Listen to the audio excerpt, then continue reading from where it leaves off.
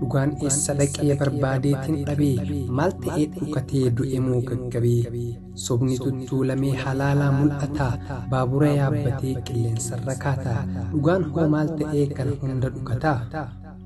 maal rakkate dhugaan waan ta'een wallaalee qaatan itti iyyaa ol qabee sagalee yommuu sobni sirbee utaalee dhiichisu dhugaan maaf callisee qolleen shokomsu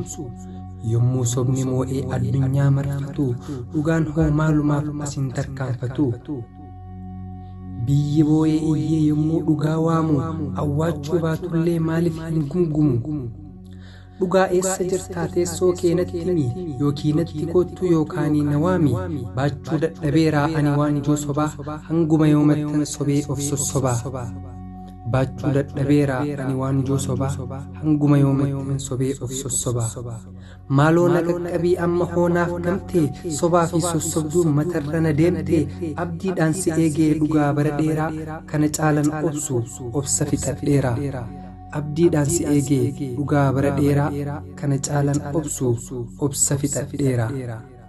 sii ga'ee as ba'ii goda jirtu keessaa otoo ati dhuftee sobnilleen si dheessaa maaliif tutturteree daftee as hin baatu sobni kheyriin qabne nurra haa baqatu maaliif tutturteree daftee as hin baatu sobni kheyriin qabne nurra haa baqatu anoo barbaacha kee miilli na qallatee sagal similladhaa mormi na jallatee maarree atiin dhufnee ardhas fagoo jirtaa maalumaaf fiigne maaliif suuta deemtaa